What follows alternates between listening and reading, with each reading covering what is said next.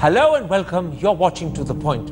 The constitutional crisis in Delhi arising out of differences between the Chief Minister and the Lieutenant Governor over the appointment of an acting Chief Secretary escalated sharply today. Both men have sought legal advice and both have met the President. The outcome is an unprecedented crisis which has sharply divided public opinion. In addition, it's also begun to affect senior civil servants against whom corollary action has also been taken. So tonight in a special one-hour show, we look at three critical issues. First, who has the final power in Delhi to appoint the Chief Secretary?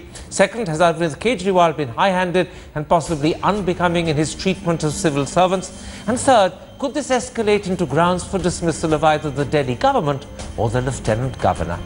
My guests are former Cabinet Secretary Surinder Singh, former Chief Secretary of Delhi Umesh Sehgal, former Additional Solicitor General Vikas Singh, the well-known Supreme Court lawyer KTS Tussle, BJP spokesperson Sambit Patra, and Aam Aadmi Party spokesperson Ashish Khaitan. Gentlemen, I want to discuss the different issues of conflict that have arisen between the Chief Minister and the Lieutenant Governor one by one.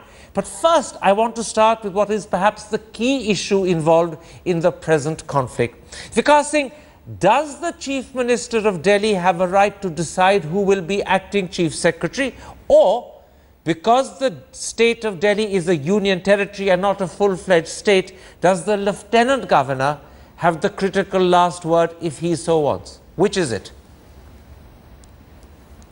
Well, according to me, Delhi is a very unique state. And as far as the Chief Minister is concerned, he has to appreciate that. And he can't just assume to himself that he is a regular Chief Minister of a normal state and not the Chief Minister of a union territory. As far as Delhi is concerned, the Home Secretary, the Principal Secretary Land, the Chief Secretary and the Commissioner of Police, these are four appointments which are considered to be relatable to public order.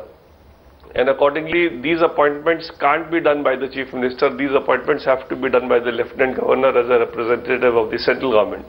All right. Now, when an acting position comes, normally the precedence has been, and that is what was done in this case also, by convention his views were taken, because it is always assumed that high constitutional authorities will act in sync and not, sort of assert their muscle unnecessarily.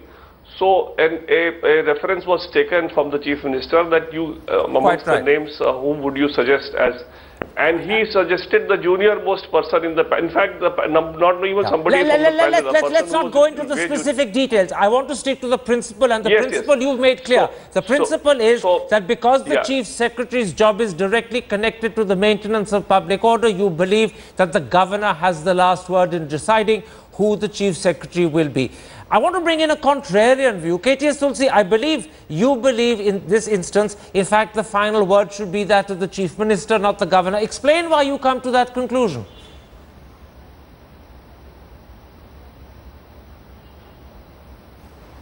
Mr. Tulsi? Between the Chief Minister and the Lieutenant Governor, the conflict seems to be with the central government, and the Lieutenant Governor obviously gets directions from the central government. And it's very unfortunate, Spat, where a government elected with unprecedented majority is not being allowed to function.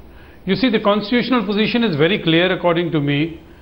The discretionary powers of the Lieutenant Governor are defined in Section 41 of the Government of National Capital Territory Act.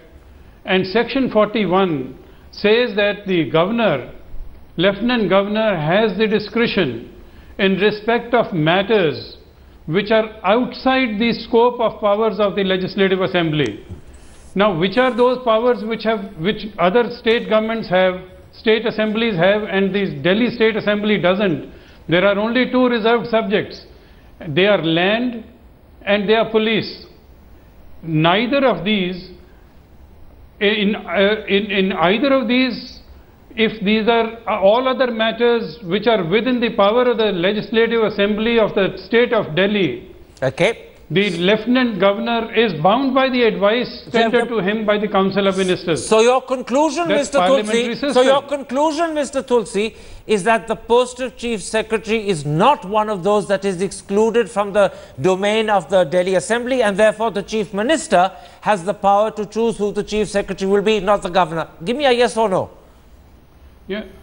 Yes. And exactly. Chief Secretary doesn't come within police. He's not a police officer. All right. He's a civil servant who coordinates the efforts of the state government with all the other departments. All right. He is not the police functionary. I understand your position. And I'm stopping you there because I want to bring in yet another view, because this is a critical issue on which we would like to get a multiplicity of views. Now, earlier this evening, I spoke to Rajiv Dhawan, who is reported to have given a 3-page legal advice to the Chief Minister on this particular controversy. And I asked Rajiv Dhawan a very simple question. I said, does the Chief Minister of Delhi have a right to decide who the acting Chief Secretary should be? Or, because Delhi is a union territory and not a full-fledged state, does that power lie with the Lieutenant Governor instead? This is what Rajiv Dhawan said to me earlier today. The Constitution and the NCT Act are crystal clear. The Lieutenant Governor is to act on the aid and advice of the Chief Minister, or rather the Council of Ministers. And this word, aid and advice, has been interpreted in 1974 to mean that the advice is binding. And except in 3 areas: land, public order and police. And that then means, Mr. Dhawan, that the advice or the recommendation given by the Chief Minister to the Governor about who should be acting Chief Secretary is binding on the Governor. Am I right? It's totally binding, both for practical reasons, constitutional reasons and legal reasons. All right, that now suggests that we've got 2 opinions which say quite clearly that on the matter of who has the last word in choosing the Chief Secretary, KTS Tussle and Rajiv Dhawan both firmly believe that constitutionally and in terms of the National Capital Territory Act, the last word is with the Chief Minister. Vikas Singh, on the other hand, says that he believes constitutionally the last word is with the Governor. I also have with me Surinder Singh, who was in fact Cabinet Secretary in the 90s. You have had practice of the civil service, you've been head of the civil service. Mr. Surinder Singh, what's your opinion about this issue?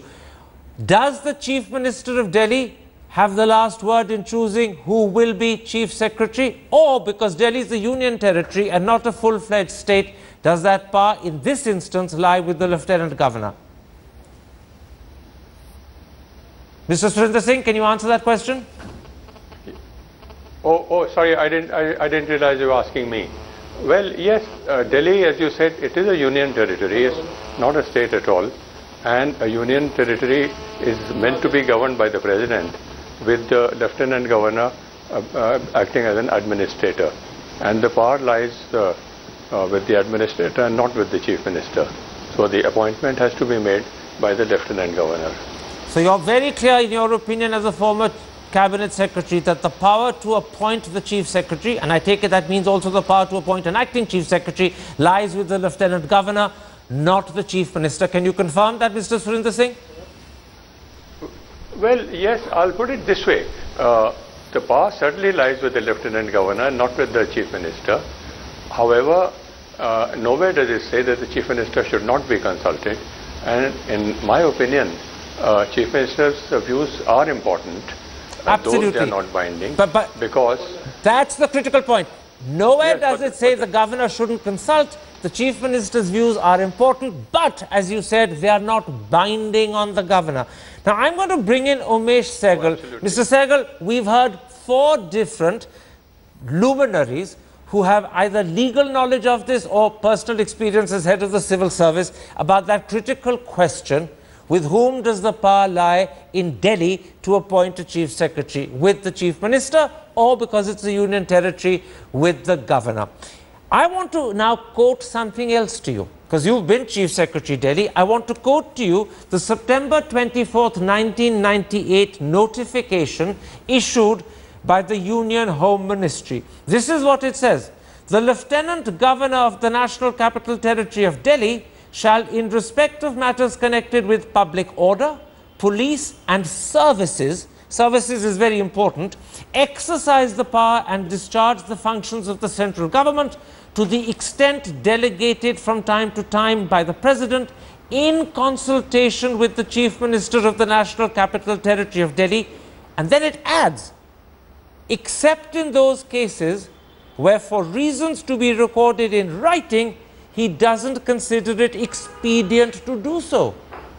Now, if I understand English correctly, that notification from the Home Ministry makes it clear that if the governor doesn't consider it expedient to consult the Chief Minister over the appointment of an acting Chief Secretary, he doesn't need to do so, provided he explains why in writing. Have I understood that notification correctly, Mr. Sehgal?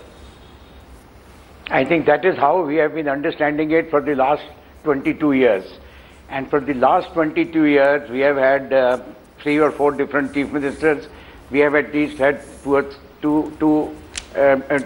different governments in the central government. That is how we have been seeing it, and that is how the Chief Ministers have been seeing it, and that is how the Lieutenant Governors have been seeing it, and that is how it has been operating. In practice, this I don't think ever this controversy has come where the Lieutenant Governor and the Chief Minister have not agreed with each other. Whenever that has happened, they have been able to resolve it amongst themselves. I do not remember a single case where a reference had to be made to the central government. Absolutely. Maybe there will be a couple of cases. But the corollary... But I don't think a reference has ever been made. But the corollary, Mr. Sehgal, to what you're saying is in the first instance, which is perhaps now, when the two can't resolve it amicably, then the power to decide vests with the governor, not with the Chief Minister. Please confirm that. Well, I won't put it like this. Yes, in services matters, my answer is yes. It lies with the governor, not with the Chief Minister. But in other matters, it has to go to the Home Ministry. Absolutely, but this is clearly a service matter.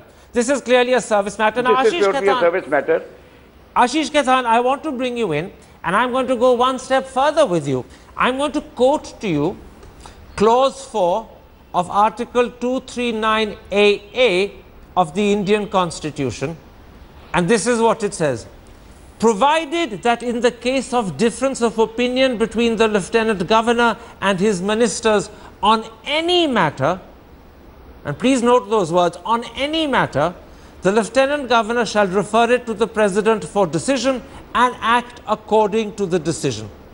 Pending such decision, it shall be competent for the Lieutenant Governor in any case, again mark those words, in any case, where the matter in his opinion is so urgent that it's necessary for him to take immediate action, to take such action or to give such direction in the matter as he deems necessary. Therefore, clearly, Clause 4 of Article 239AA says that if the governor believes that this is a matter where it's essential for him to act in his own judgment, he can do so. He has the power to do so. That's the Constitution. Absolutely. Right. So, first of all, Karan, this particular proviso itself says that if there is a difference of opinion between the governor and the Council of Ministers, he can refer it to the President. But having said that, this proviso, along with other articles of the Indian Constitution which pertain to the powers of the Delhi government, which is Article 239 in particular, has to be read harmoniously, first of all. And this is what Mr. Rajiv Dhawan, I have the legal opinion of Indira Jaising also with me, and now I have the legal opinion sent by Mr. Gopal Subramaniam also, the former Solicitor General. Now all these 3 legal luminaries, what they say is that you cannot have a situation where Lieutenant Governor is issuing directions directly to secretaries, to principal secretaries in contravention of the directions and orders issued by the Chief Minister. You cannot have a situation... Just a moment. You're going beyond the question. You're going beyond the issue we are discussing. No, I'm stopping you because you're going beyond the limited issue we are discussing. I'll come to the fact that instructions have been issued to secretaries later. At the moment, I'm asking a specific question. Who has the final power in Delhi, because it's a union territory, to choose the acting chief secretary? That's what I'm talking about. And there was no question of directions being given over the head of the chief minister. The Chief Minister sent up, according to some reports, 2 names, according to some reports 4. The Governor chose one of them, and then the Chief Minister started to demur. And I put it to you that under 239AA clause 4, the Governor has the power to insist that the name he wants be acting Chief Secretary. You can't deny it, it's there.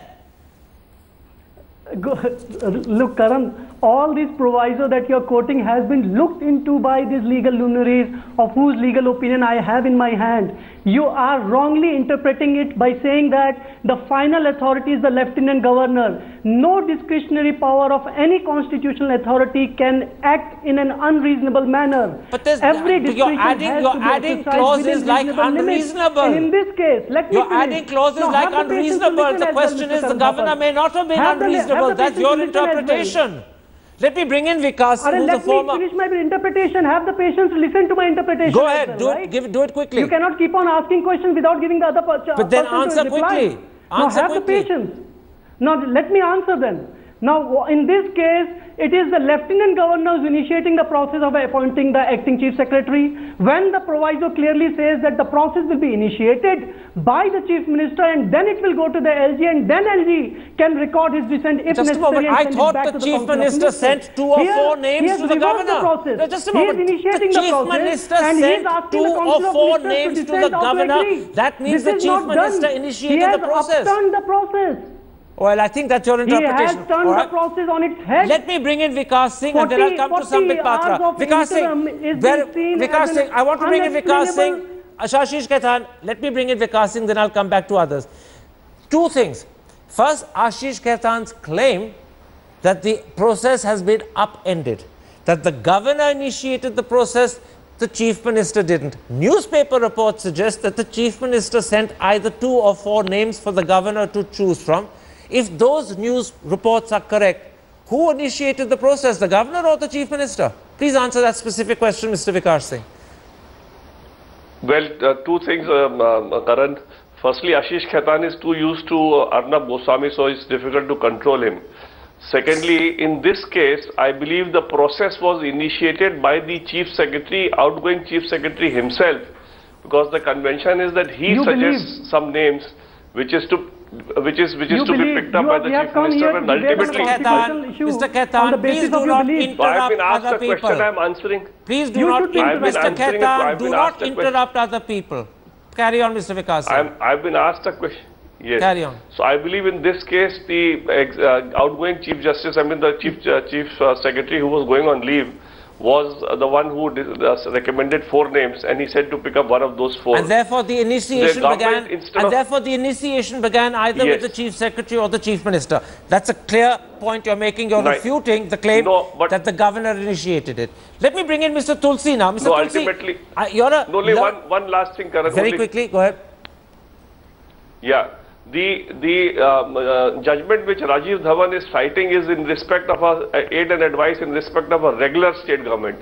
As far as Delhi is concerned, there is a particular provision under the Act which says that what decision the Lieutenant Governor will decide in his own discretion and what he will decide on the aid and advice of the Chief Minister is also to be decided by the Lieutenant Governor himself. Okay. So that's a very, very important power which has been conferred upon the Lieutenant Governor, which is not so in respect of a regular state governor. A regular state governor has only passed qua universities where he acts as a chancellor. Mr. Tussle, so that distinction is... Let me bring in Mr. Tussle. Mr. Tussle, I want you to give me, as an independent person and a very eminent Supreme Court lawyer, your understanding of clause 239AA, clause 4.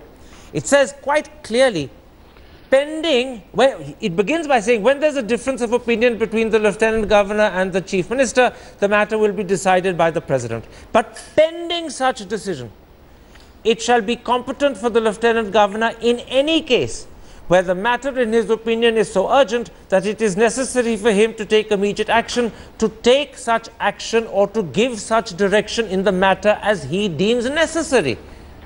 Doesn't that then empower the Governor to appoint whoever he wants as acting Chief Secretary? No, it does empower the Governor, but in a case of Chief Secretary, it's neither concerned with the police nor with public order, nor is it a question of land. In case there was confusion, a borderline case, I hate interrupting you, Mr. Tulsi. I hate interrupting you, Mr. Tulsi, but clause 2399AA does not have anything to do with limitations that you're talking about of land or police. This is how it begins. No. In the case of, it says, in the case of difference of opinion between the Lieutenant Governor and his ministers on any matter. On any matter means matters beyond police, land, services. It means on any matter. That's there. I'm reading the words. No, proviso, it's a proviso, and that is an exception to the rule. The rule is that in respect of the reserved subjects, the central government will take decisions. And the administrator will take the instructions from the central government and enforce them. Forgive me, but this is not a proviso. Non-reserved subjects. This is not a proviso. I'm sorry, I hate interrupting you. This says very clearly, and I've got it here. I'm holding it up. Here it is. This is the page of the Constitution. It's a proviso to clause 4. It's not a proviso, it's part of clause 4. It's part of clause 4. It's the second paragraph of clause 4. It's not a proviso. It's the full-fledged second paragraph of clause 4. And it makes it crystal clear that in any matter where they differ, if the governor so deems it's necessary, he can, pending a decision from the president, act as he wants. Please read the proviso. Clause 4, then the second paragraph says, provided that. In the case of difference of opinion. Yes, and in any matter. Provided that means proviso. Well, except for the fact that you seem to be limiting it only to certain subjects, and the words in any matter doesn't limit it. Let me bring in Sambit Patra and slightly broaden the discussion, because the dispute over who has powers is clearly a legal dispute. We have lawyers who believe that the power lies with the governor. We have lawyers who believe the power lies with the chief minister.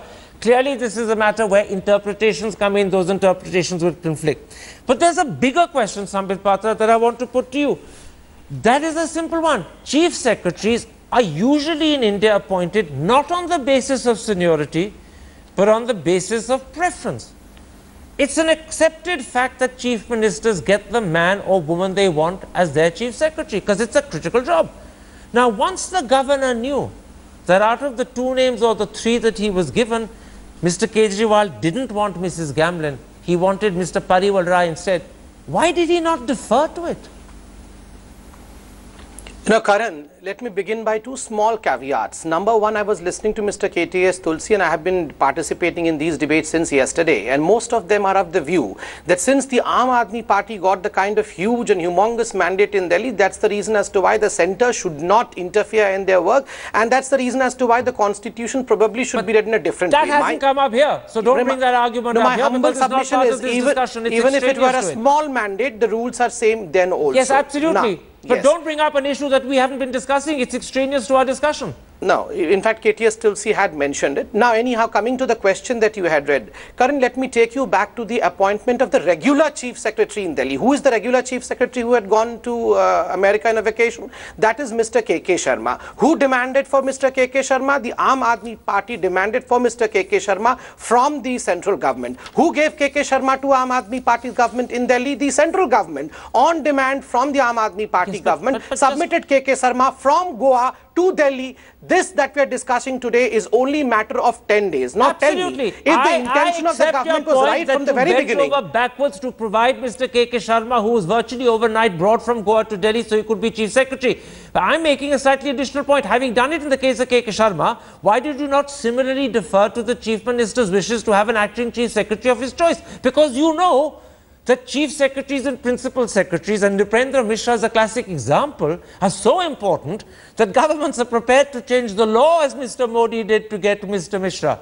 If you can go to that extent to secure Mr. Mishra for Mr. Modi, surely it wouldn't have brought heavens down if the governor had said, let the chief minister have his preference for 10 days. No, definitely. I mean, you have to understand one thing, the intention as to why I brought in the case of KK Sharma was to highlight the intention of the central government, which is not interfering, but rather supporting the state government. We have given them are you saying that the Lieutenant Governor did not show the same generosity? No, I'm not saying, please don't put words into my mouth and give me some time. I have come quite late into the debate. Please allow me some time to complete my thought.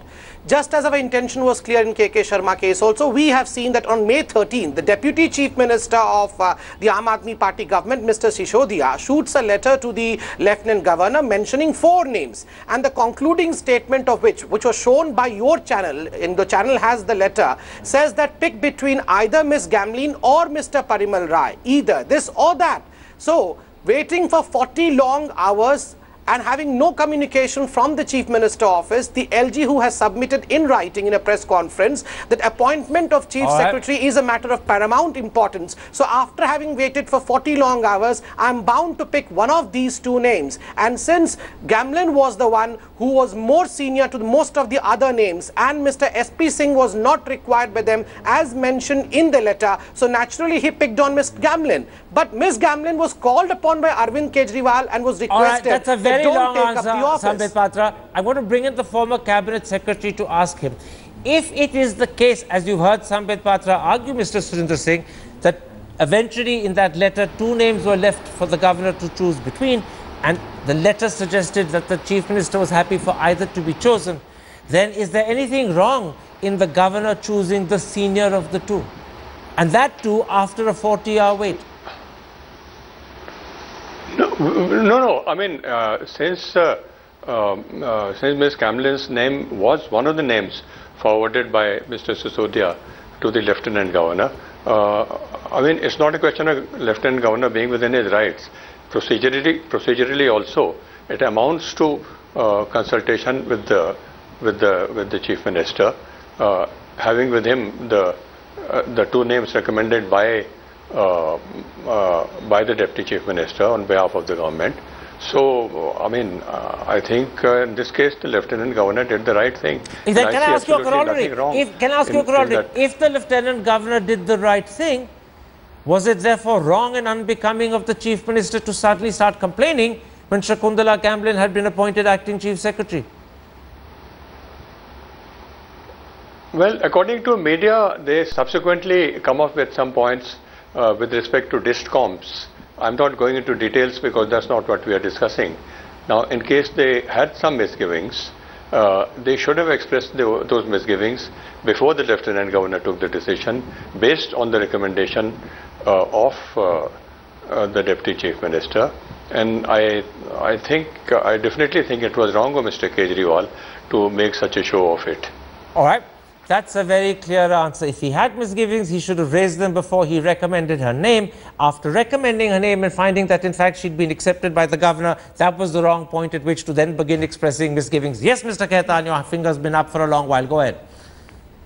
So first of all, I would like to correct what Sambit Patra said. He wrongly claimed that we are given a Chief Secretary of our choice. From day one, we have not been given the bureaucrats of our choice. KK Sharma was not our first preference. Our first preference was somebody else. We were denied that particular bureaucrat, that particular Chief Secretary. And to contrast this, with what the Modi government did on day one. They appointed a retired bureaucrat. I've already done the contrast. Prohibited from I've already done that contrast for you. Why are you repeating it? Brought in a retired bureaucrat, and in this case we were not given, I would repeat, Mr. KK Sharma was not the first choice. The first choice was denied to Aam Aadmi Party. Number 2, we were denied the chief of the Anti-Corruption Bureau of a choice. I can go on please don't go on. We're sticking to the issue of Mrs. Gamleen. If you look at the whole gamut of events, please restrict yourself, Mr. Khaitan, to Mrs. Gamleen. That's the issue, not every other grievance that you might have. I want to answer this. The first choice. Let's come to the way senior civil servants are being treated at the moment, because that's the second element of the confusion at the moment. Umesh Sehgal, yesterday Arvind Kejriwal locked out of his office Anindya Majumdar, Principal Secretary Services, because this gentleman had issued a letter appointing Shakuntala Gamleen Acting Chief Secretary. Is it proper for a Chief Minister to take such seemingly petty action against a senior civil servant who was only performing his duty as instructed by the governor? Absolutely shocking. I mean, this is something which is unheard of. We have now a history of something like 60 years of independence, and for such a thing to happen, for a Chief Minister to lock out his own Principal Secretary, and I mean, this is one they had not even imagined. And imagine the plight of the bureaucrats who are suffering, who are serving in this government today. Absolutely. I think new laws will have to be made now, because you will have to rein in the political bosses, howsoever, because these chief ministers are not powerful. At least you have a person on top of them. Chief ministers in other states are very powerful, and they can then have the entire police force at their disposal. Absolutely. To browbeat the bureaucracy. You're saying that this has set a terrible precedent. That they want to write. You're saying this has set a terrible precedent that others could further misuse. Mr. Surinder Singh, let's come to the case of... Absolutely. Mr. Surinder Singh, let's come to the case of Rajendra Kumar. Yesterday, the Chief Minister of Delhi appointed his Secretary Rajendra Kumar as Principal Secretary Services. The Lieutenant Governor declared the appointment null and void because he had not authorized it. In response, the Deputy Chief Minister Manish Sisodia said the Lieutenant Governor's stand was unconstitutional. Now, as a former Cabinet Secretary and a former head of the Civil Service, who's right and who's wrong? No, in this case, as we were discussing earlier in this debate, constitutionally the position is quite clear that it is the Lieutenant Governor who makes these appointments. So for Mr. Sisodia to say that it was unconstitutional is obviously wrong. And, all right. And while here, Karan, if I may suggest that in the Constitution, a governor is a specifically defined post, the governor of a state, whereas the Lieutenant Governor of Delhi acts as an administrator under the orders of the Government of India. So, I mean, the two are not quite the same. Absolutely, and I'm not making that confusion either. Let's not get sidetracked by that, because we're not confusing between governor and lieutenant governor, but I take your point. I want to bring you in, Ashish Khaitan. You've heard Umesh Sehgal say that the decision to lock out the Principal Secretary Services was deplorable. You've heard the former Cabinet Secretary say that for Manish Sisodia to claim the Lieutenant Governor is acting unconstitutionally is completely wrong. How do you defend your Chief Minister and your Deputy Chief Minister? So, Mr. Thapar, you have here two retired bureaucrats who are very happy to have a scenario where bureaucrats will directly report to and take directions from a Lieutenant Governor and not from an elected government, not from an elected Chief Minister, not from the Council of Ministers. This is a scenario which I think would favor certain bureaucrats, but this is not an ideal scenario in a Westminster. Except for the fact that their scenario is based upon their reading of the Constitution. It's not their preference they're talking about. It's the Constitutional, it's the National Capital Territory Act. No, I differ, Mr. Thapar. No, I'm sorry to say that this is not in conformity with what the Constitution envisages. The Constitution doesn't envisage what you've been told it envisages. What you've been told it envisages. It's your interpretation versus someone else's. The Governor are also clearly delineated in the Indian Constitution. What a governor can't do, certainly a lieutenant governor also cannot do. Now, first of all, the second of all, you talked about the plight of the civil servant. Actually, forgive me. Your example is wrong, and I'm stopping you. There are many things a lieutenant governor in a union territory can do which a governor can't do, because the powers of a lieutenant governor flow from the fact that certain subjects are reserved for the central government, and he acts on their behalf. So you're wrong when you say that what a governor can't do, a lieutenant governor definitely can't either. It is also clearly defined in the Indian Constitution. I would repeat for your information. For the I go back to 239AA clause 4, which says when there's a difference of opinion on any matter, goes beyond land, goes beyond police, goes beyond law and order. On one proviso, leaving out the entire section 239AA. Well, listen, this is a question of interpretation. Has discretionary powers, acts as an administrator of the central government with respect to only 3 entries: police, law and order, and land. All right, that's your view.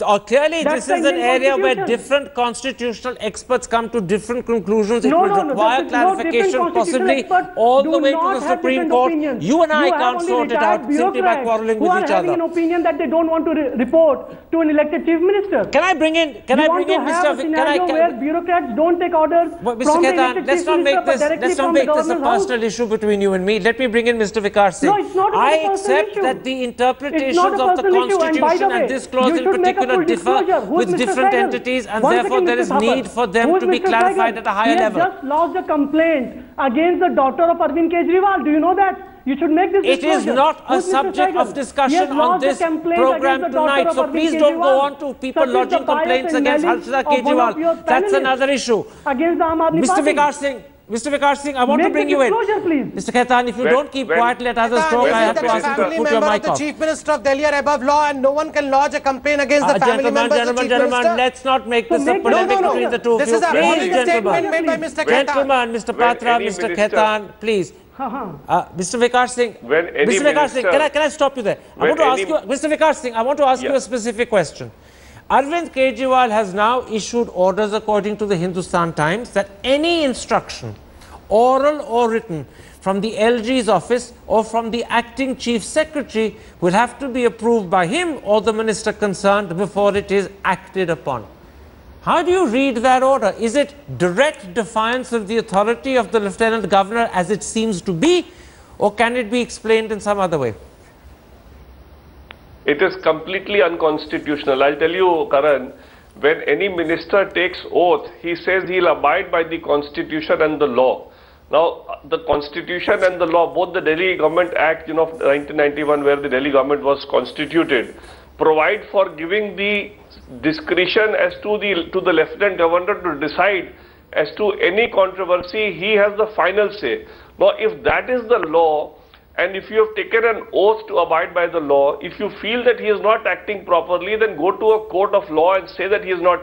Today you can understand a situation where under our democratic polity, the Supreme Court has the final say on any matter or every matter. Can I interrupt? Now, if the government were to say tomorrow, no, we don't agree with the Supreme Court, we'll do whatever we like and this judgment is wrong. That's not the way we function. Even so if the can I just interrupt you for a moment? What you're saying, Mr. Vikas Singh, what you're saying, therefore, instead of going to court and questioning the thing, for the Chief Minister to actually give instructions to his staff that oral or written orders from the LG's office will not be obeyed unless he authorizes it is not just defiance, it is unconstitutional behavior. Give me a short, sharp yes or no.